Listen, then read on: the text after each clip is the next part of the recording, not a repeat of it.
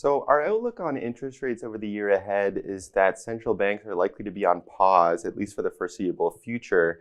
But for the Fed in particular, we think that they can resume interest rate cuts in the second half of the year. Complicating the picture a little bit in the near term is the fact that the conflict in the Middle East has boosted oil prices here in the short term. So to the extent that energy prices remain elevated for an extended period of time, perhaps that limits how low inflation pressures will subside.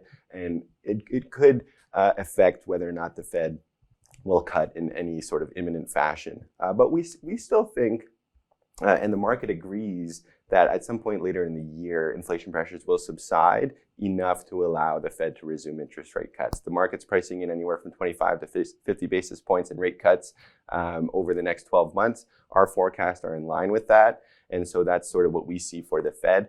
For Canada and Europe, though, we think that those central banks are likely at the end of their rate cutting journeys, and we don't see any interest rate change in those regions over the next 12 months.